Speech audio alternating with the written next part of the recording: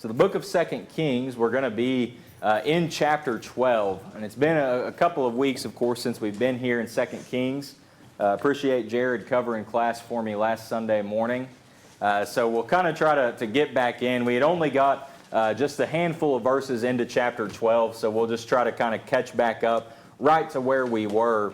And we did see these first three verses out of chapter 12 where we find this summary of Joash's reign. Of course, Joash was the boy king that we found in chapter 11 who had been hidden when he was 1 year old, and then when he was 7 years old, we find how it was that Jehoiada the high priest had anointed him as king and announced him and showed him before the people, who all proclaimed to him, "Long live the king." And then they would take Athaliah out and kill Athaliah so that only Joash was there for the throne. And then this is kind of where we are now that we're going to learn more about his reign. But somebody read for us again, if you would, 2 Kings chapter 12, and we'll have somebody read verses 1 through 3. In the 7th year of Jehu, Jehoash became king, and he reigned 40 years in Jerusalem. His mother's name was Zebiah of Beersheba. Jehoash did what was right in the sight of the Lord all the days in which Jehoiada the priest instructed him. But the high places were not taken away. The people still sacrificed and burned incense on the high places. Thank you, Johnny. And so verse 1, we find there that time frame of his reign, that he would reign for 40 years in Jerusalem, but he came to the throne, became king during the 7th year of Jehu, who was king in Judah. Verse 2, we see where it is, a little bit of the good that was going on within his reign, how he did what was right in the sight of the Lord all the days that Jehoiada the priest instructed him. And we made some good application from that particular verse, thinking about the impact that Jehoiada had on Joash, and of course thinking about the impact that we can have on others, as well as the importance for us to find somebody like Jehoiada in our lives to help influence and impact us in the right direction. So those are the good that we see, but of course that implies if he's only doing that while Jehoiada is instructing him, then there's going to be some bad that's going to come as well. That's a little bit of what we find from verse 3, how the high places were not taken away and the people still sacrificed and burned incense on the high places. So despite the good that he had done, or that had happened immediately as he's named king, and Jehoiada makes that covenant with the people back in chapter 11 where they would go and they destroyed the temple of Baal and killed the priest of Baal in 2 Kings 11 verse 18. Despite that taking place in Jerusalem, they never did anything about the other high places and idols that were outside of Jerusalem. And so we see that that was continuing on even through all of this. You had something, Johnny? I just want to say, notice there that as long as Jehoiada was there to guide him, he was doing everything right. Mm-hmm. But when he lost that influence and Jehoiada died, it didn't stay with him. Right. Yeah, and we'll be circling back to that as we continue on through the chapter, because we find more about that from 2 Chronicles. And if I remember right, we actually looked at some of those verses when we were going through and making some of those points, and we'll kind of be going back to those as we get further into the chapter. But then we come to the next portion, which is verses 4 through 16, where we find a very specific thing that was done. And of course, it spanned over a good period of time in order for all of this to happen. But this would have been, the big accomplishment within Joash's reign to repair and restore the temple. We did look at verses 4 and 5, and that's where we left off last time. So we'll go ahead and read those and then move into where we'll pick up today. 2 Kings chapter 12, if someone can read verses 4 and 5. Joash said to the priests, all the money of the dedicated gifts that are brought into the house of the Lord, each man's census money, each man's assessment money, and all the money that a man purposed in his heart to bring into the house of the Lord. Let the priests take it themselves, each from his constituency, and let them repair the damages of the temple wherever any dilapidation is found. So we looked in those verses where Joash gave this instruction to the priests. We know as well, based on what we find in 2 Chronicles 24, that they were to go into all of the cities. So it's not just what people are bringing into Jerusalem, but the priests, the Levites, would go out into all of the cities of Jerusalem, or of Judah, and they would collect these things to bring back, because what's the problem with the temple? It's falling down. It's in disrepair. There's dilapidation. And the application we made from that points to, the spiritual state, right? What's that say about the spiritual state of Judah at that time? It's not very good. And so we talked about, of course, the importance of, doing what we can to be good stewards of what God has given us here, even with this building. Because while, you can't go to book, chapter, verse to say you need to make sure all the lights are working, you need to make sure this is done and this is taken care of and there's no cobwebs over here. And you can't point to book, chapter, verse for that, but we understand that those things can send a message to others. Especially if you have problems where you have broken windows that are very obvious and evident, and you have shingles that are flying off the roof, and there's all of these problems when people drive by on the street. They're going to think, well, those people don't even care about their building. Do they even care about their God? And of course, that's what the problem was back in the days of Joash, and Joash wanted to make that right. And so he has instructed the priests to go to get what is needed, to do what needs to be done to repair the damages to the temple. But the problem is that the priests delayed. Let's go ahead and let's look. If somebody would, go ahead and read for us now 2 Kings chapter 12, verses 6 through 8. Now it was so, the 23rd year of King Jehoash, that the priests had not repaired the damages of the temple. So King Jehoash called Jehoiada the priest and the other priests and said to them, "Why have you not repaired the damages of the temple? Now, therefore, do not take more money from your constituency, but deliver it for repairing the damages of the temple." And the priests agreed that they would neither receive more money from the people nor repair the damages of the temple. Then Jehoiada the priest took a chest, bored a hole in its lid, and set it beside the altar, on the right side as one comes into the house of the Lord. And the priests who kept the door put there all the money brought into the house of the Lord. That's good there. Thank you, Johnny. And so we look in these verses, and you go back to verse 6, and what's kind of the time frame that we see now? 23 years. All right, so we're in the 23rd year of Joash, and I don't know if that's I don't know if this is to say that this is 23 years since the initial instruction was given, or if it seems like probably more so it's just telling us that now we're into the 23rd year of his reign. So don't know exactly how long had elapsed, but enough time had elapsed that very clearly they should have already been done getting everything that they needed. And you can see that in his reaction, because the priest, we know, had not repaired the damages of the temple. And so he called Jehoiada to him, and he calls the other priests, and he asks the question, well, why have you not repaired the damages of the temple? Why haven't you done these things? And of course, he then tells them, don't take any more money, don't take any more collection from your constituency, but go ahead, deliver what you have for repairing the damages of the temple. And then verse 8 is an interesting one, because the priests don't put up a fight or anything. They don't disagree. They don't get defensive, but instead it just tells us they agreed. They wouldn't take any more money from the people, and they would not repair the damages of the temple. In other words, they're saying, we know we're not the ones to do it. We should have already done it, but we don't know how to do it. We don't know what we're doing. So we agree, we understand someone else needs to take care of this. And that's what we're going to see in the following verses. Some have taken and said from this that maybe there was a situation that the priests who were going and collecting the money were maybe being a little bit dishonest with it. That maybe they were taking and just holding some back for themselves, and they weren't actually giving it all back to the temple, which is why it was that they didn't have the collections that they needed.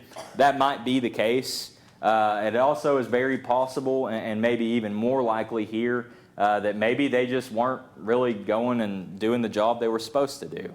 If you go to 2 Chronicles 24, 2 Chronicles chapter 24, and if we look in we'll just look at verses 4 and 5. Somebody read verses 4 and 5. Now it happened after this that Joshua set his heart on repairing the house of the Lord.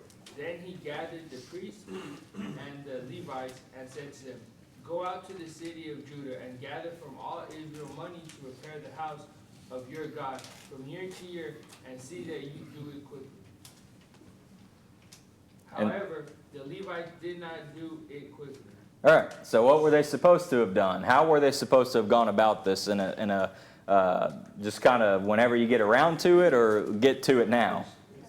All right, do it quickly. However, they did not do it how? They did not do it quickly. So it seems like probably maybe more so than saying they were dishonest, and some of them may well have been. Chances are they just hadn't done what they needed to do. I mean, that was the state of the temple. Whenever, where it is that you're working, everything there is just kind of in a state of disrepair. It's kind of hard to find motivation to even, get around to that repair. I'm sure we've had things like that in our own life, that we know there's things that we need to get done, that need to be done, but sometimes it's just hard to get around and to do it. And I think there's good lesson, maybe even in that and some application. You talk about whether this is 23 years from the time that Joash gave the instruction to the priests, or if this is just 23 years into his reign and there had been, maybe 5, 6, 7, 8, 9, 10 years since the instruction, whatever the case is. That's a lot of time for a building that's already in a pretty poor state to be sitting there, not being repaired. Because what's happening in all of that time? The building's only going to get worse, which means the problems that need to be fixed are even greater, and it's going to be that much more of a challenge to get it done, and it's going to require that much more funds now. Whenever it is that there is a problem, physically speaking, we know you leave the problem untouched, the problem is not going to get better, it's only going to get worse. Can we see any sort of a spiritual application there? If there's a problem, spiritually speaking, in our lives, a spiritual thing that we're struggling with, and we just try to set it aside, we try to ignore it, we just don't want to look, in that area of our spiritual life because we know there's a problem, but we just don't want to do anything about it right now, well, eventually the problem's going to grow. It's going to spread into other areas of life. It's going to affect our relationship with others. It's going to affect all sorts of things. You leave a problem untouched, the problem's only going to get worse. And so that's a lesson I think we can learn from this. Jim? When it says the 23rd year of King Joash, is that not referring to him being 23 years old? It could be. It's stated there? It could be. A lot of the times when we see that kind of a phrase, it more than anything tends to point toward that particular year of their reign. And so could be that he was 23, but if we look at it from the sense of, okay, if this is talking about 23 years into his reign, then he would have been 30 at this point because he started at 7. Yeah. And so, I mean, you maybe a 7-year difference there, but nonetheless, we see there's still some problem that was there being left untouched that needed to be taken care of. Jared? To the spiritual application you were making a moment ago, when it comes to the physical, say, structure, and problems begin to show themselves, the longer they show themselves, the worse they get. And typically, it's our mindset, wow, that really needs to be fixed when it comes to the physical.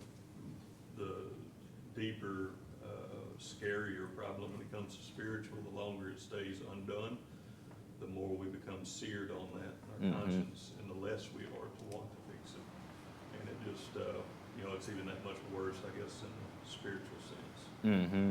And even, we can take that into another step with all of this, because you see the priests realized that they couldn't do it by themselves. They needed help to take care of the problem and to get the problem fixed. And of course, we think about our spiritual problems whenever we come to terms with the problem that we have and the issue of the sin that we have, and what are we going to do to try to fix it. we can't do it by ourselves, right? That's the value of the church and the family that we have here, that God's designed and set out for us. Think about Galatians 6, 1 and 2. You bear one another's burdens, so fulfill the law of Christ. But of course, verse 1, if any man is overtaken in any trespass, you who are spiritual, restore such a one in a spirit of gentleness, considering yourself, lest you also be tempted. And so the importance of, it's not doing this alone, not trying to do it alone. Reach out for help when we need it. When we see that one of our brothers or sisters is struggling and has some issue going on that they may not even be aware of, we need to be able to reach out in that spirit of gentleness and all humility and all love to be able to try and help fix the problem before it gets any worse. Did I see your hand, Jesse? Looking at the New Testament, some of the Jews still have the same mindset of just leave it alone and fix itself. Because when the apostles started preaching the gospel, you had the incident where McElyea says, leave them alone and God will handle it. So you have that idea of there's a problem, we're not going to touch it, we're just going to let it figure itself out. That's not really how God handles situations going through scriptures. He has plans and he has ways of dealing with things that are not passive. Yeah, it's important to be very proactive about it, and try to prevent problems before the problems arise. To the best of our ability there, and so that's a good point to bring out in that. So we see then that they're ready to do something about the physical state of the temple, that they're ready to do what needs to be done. And so they had not been collecting what it is they needed to fund the repairs, but now they're going to do what needs to be done to collect that and to make sure it gets to the right place. So let's look in these verses, and I'll just have somebody to do verses 9 through 12 right now. Then Jehoiada the priest took a chest, bored a hole in its lid, and set it aside the altar, on the right side as one comes into the house of the Lord. And the priest who kept the door put there all the money brought into the house of the Lord. So it was, whenever they saw that there was enough money, there was much money in the chest, that the king's scribe and the high priest came up and put it in bags and counted the money that was found in the house of the Lord. Then they gave the money which had been appointed into the hands of those who did the work, who had the oversight of the house of the Lord. And they paid it out to the carpenters and builders who worked on the house of the Lord, and to masons and stonecutters, and for buying timber and hewn stone to repair the damages of the house of the Lord, and for all that was paid out to repair the temple. And then let's have somebody else do verses 13 through 15. However, they were not made for the house of the Lord basins of silver, trimmers, sprinkling bowls, trumpets, any articles of gold or articles of silver from the money brought into the house of the Lord. But they gave that to the workmen, and they repaired the house of the Lord with it. Moreover, they did not require an account from the men into whose hand they delivered the money to be paid to workmen, for they dealt faithfully. And go ahead, Johnny, if you don't mind, and read verse 16 also. The money from the trespass offering and the money from the sin offerings was not brought into the house of the Lord. It belonged to the priests. So go back up to verse 9 where AG started for us. And here it just tells us that Jehoiada took a chest, he bored a hole in the top and the lid and set it by the altar, so that as people came into the house of the Lord, then they were able to take the money and put it there into the chest. Now, if you look in 2 Chronicles 24 in verse 9, 2 Chronicles 24 in verse 9, it tells us that there was a proclamation that was made throughout Judah and Jerusalem. And so this proclamation was made for all of the people of the nation to bring their collection to the Lord. So they were making this proclamation, sending this announcement for everybody to come and to bring their money into the temple. So as the money comes in, the priests have it at the door, they drop it in the top of the chest. once the chest fills up, what happens? They count it out. Right, they take a break, they open the chest, they pull the money out. It tells us how it was that there was the king's scribe and the high priest that would take the bags and they would count the money that's found in the house of the Lord. And then they would give that money to the people who it was needed, or the people who needed it. They apportioned it, verse 11, into the hands of those who did the work, who had the oversight of the house of the Lord, and they paid it out to the carpenters, to the builders, to those who worked on the house of the Lord, to the masons, to the stone cutters. They used it to buy the timber that's needed, to hew the stone, get the stones that they would need, and they're using all of this money then to repair the damage of the house of the Lord for all that was paid out to repair the temple. There's something else, though, that we find in 2 Chronicles that we don't see in 2 Kings. 2 Chronicles 24 and verse 10 tells us something about the way that the people gave and the way that they would bring their contribution for the repairs of the temple. If somebody's looking there in 2 Kings chapter 24 and verse 10, how does it say that what does it say that the leaders and all the people did as they were giving? They rejoiced. Do you think there's anything important in that for us as it relates to our giving? Anybody remember what it is we find in 2 Corinthians 9 and verse 7? That the Lord loves what type of a giver? A cheerful giver. Right? Can you picture as all of these people from Judah and Jerusalem are now flocking to the temple? They're on their way knowing that they're going to bring this money, and they're not mad about it. They're not griping and complaining and, grumbling about it the whole way there. Well, I just can't believe, if they'd have just been taking care of business and if they'd have just been doing their thing all these years, then we wouldn't be needing to bring this. And, I worked hard to make this money and I'd put in extra overtime and, I raised that calf up from a baby and now I have to sell it and all of these things. And they're not doing any of that, are they? You can just kind of see the joy, and as they come into the temple that some of them may not have been in for a very long time based on the previous kings and, of course, Queen Athaliah and these individuals leading the nation that didn't care about God, that would make it a challenge to be able to be there where they needed to be to worship and to serve God. And now they're coming into the temple with all of this joy to bring the collection so that the temple can be restored.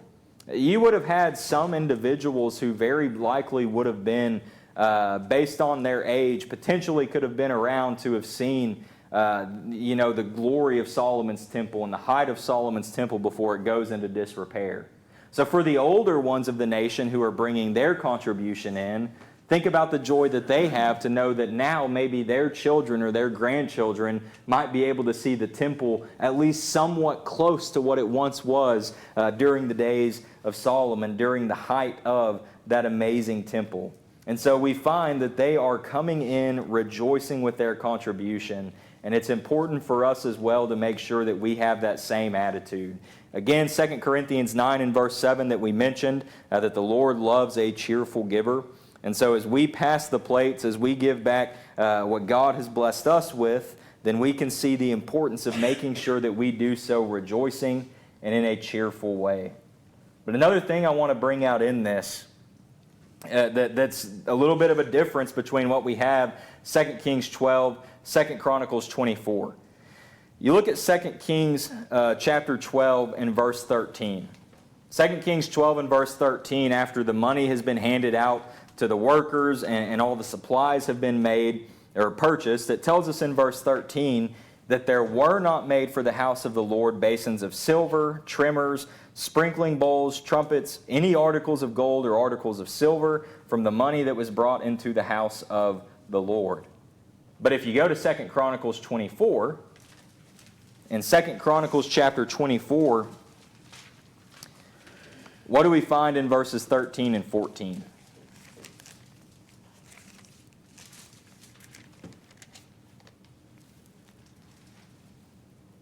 So the workmen labored, and the work was completed by them. They restored the house of God to its original condition and reformed it. When they had finished, they brought the rest of the money before the king and Jehoiada. They made from it articles from the house of the Lord, articles of serving and offering, spoons and vessels of gold and silver. And they offered burnt offerings to the house, and they offered burnt offerings in the house of the Lord continually all the days of Jehoiada. Do you see how someone might take that and say, well, now that doesn't add up? Somebody might take and try to look at those two verses and say, well, now there's a contradiction, and so you can't trust the Bible. Is that true? No.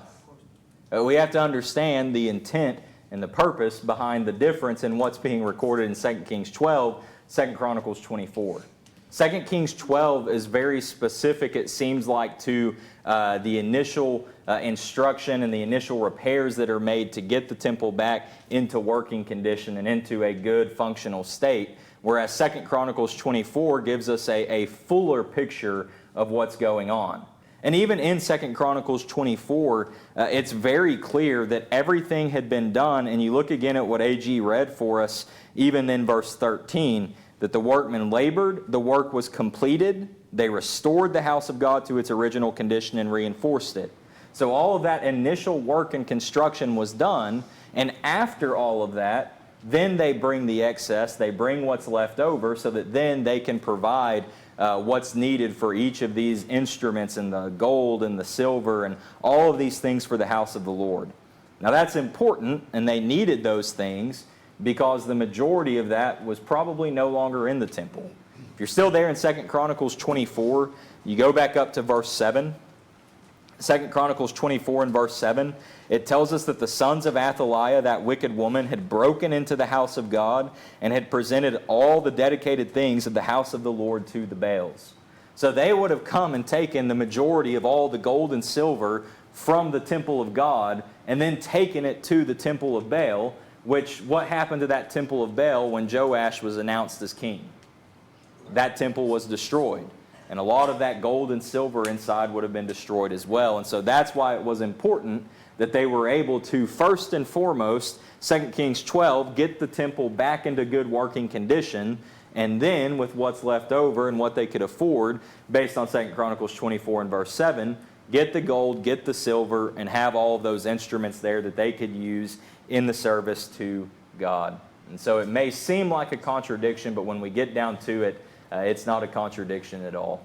Johnny? I'm going to say the Second Kings version is dealing specifically with the temple itself, getting it back into shape. Mm-hmm. And then in Chronicles, after they get through with all that, then they make the things that they're made Right. to continue. Right. And Also in Chronicles, you see that this money mm-hmm. was originally commanded by Moses. He was supposed to have been doing this all along. Right. Yeah, you go back to Exodus chapter, if I can find where, I had that written down in here somewhere. I think it's Exodus chapter 30 maybe, where we find that proclamation. Exodus chapter 30, beginning around verse 11. That kind of goes back to some of that with Moses, like you say, that there should have been some of this continually taking place, and they just hadn't been doing it, hadn't been living up to it. But with these funds, and of course as we noted that they were the excess that was left over for the gold and the silver. Well, do you remember how it told us in 2 Kings chapter 12 that these workmen were paid and the money they were provided for their supplies? It tells us, verse 14, that they gave it to them. Verse 15, they did not require a what? They didn't require a receipt. They didn't require an account from them. That they didn't come and they didn't say, all right, let's look here at the bills and let's, look at the numbers and make sure everything lines up so you're only getting actually what it is that you deserve in this, and you're not trying to cheat us out of any extra money here. No, they trusted the workers. They dealt faithfully. And so they did the work, they had the supplies, and to their credit, go back to 2 Chronicles 24, they weren't taking more than what they were owed. They weren't taking any more than what was necessary because there was still enough left at the end of the day when they bring it back to provide for the gold and the silver and all of those wonderful things. And so there's a good lesson there about the way that we deal in our business dealings and our work to make sure that we're honest, that we're being fair, that we're being faithful, that we're being good stewards of the money that has been provided and given to us. And so I think that's something good to note about these particular workmen.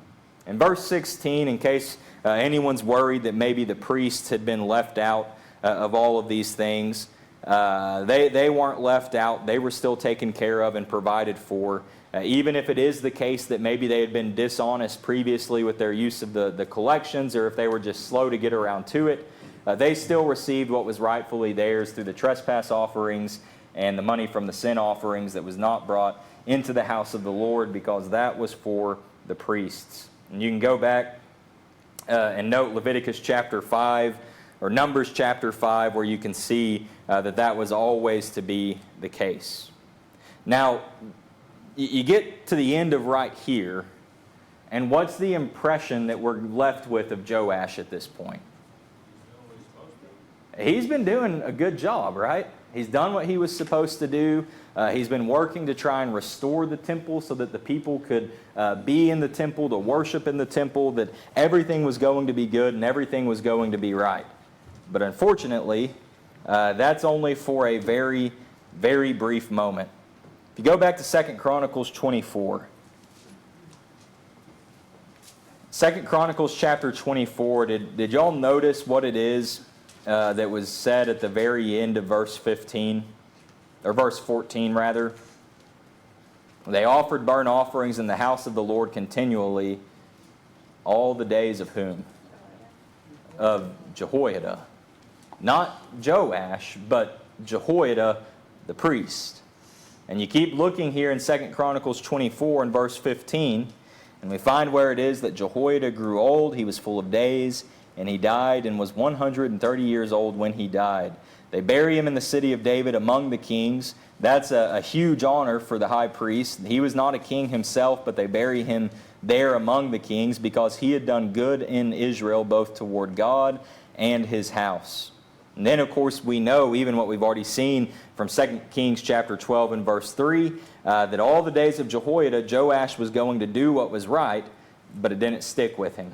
Because as soon as it is that Jehoiada has died, you have the leaders of Judah who come and bow down to the king, and the king listened to them, and now they are immediately turning back to idolatry. They're no longer worshiping God as they should. They're no longer using the temple of God as they should have, but they have returned to idolatry. You keep reading through, and you find verses 20 to 22 where it is that Jehoiada's son Zechariah comes before Joash, asks him that great question in verse 22, why do you transgress the commandments of the Lord so you cannot prosper? And goes on from there, and Joash ends up killing Zechariah, his stepbrother. Joash raised him up as a father, or Jehoiada raised Joash up as his own father. But Joash didn't care about that. He didn't remember the kindness of Jehoiada, and he would kill Zechariah there in the temple. And so that's unfortunately what happens for Joash. And that tells us something about Joash's faith. It tells us that Joash had a very shallow and a very surface level faith that followed and obeyed only when it was that Jehoiada was living. And I thought I had a question up in the PowerPoint, but I guess I don't. But my question is, within this, in what ways, or rather I guess how does a Joash-like faith show in our lives? Well, a lot of times today you'll see people get in a hard spot and they'll go to God, and as soon as things get steady, they turn away. Mm-hmm. Yeah, that's one way it shows for sure that you have difficult times that come up and hard and challenging situations in life, and in those moments maybe we turn to God and you know, things start to level out. Like Andrew said, things start to get steady, and then we just drop our faith altogether. That's one of the ways that it'll show. What's another way that we can see at times a faith like Joash, that kind of surface level faith in our own lives? We do what's right when we're under the parents' house and when we leave. Mm-hmm. All right, so you have teenagers, young adults maybe, that they're home, they're with their parents, and everything's going right. That you have that good influence from the parents, and while you have that influence, and you have maybe still some of those rules that they have in place while you're living at home, everything's going great. But then you move out, you go to college, you go somewhere else for a job, and you don't have that influence, you don't have that kind of continual guidance and everything there like you once did when you were living at home. And now it's been 3 months since you've been to worship.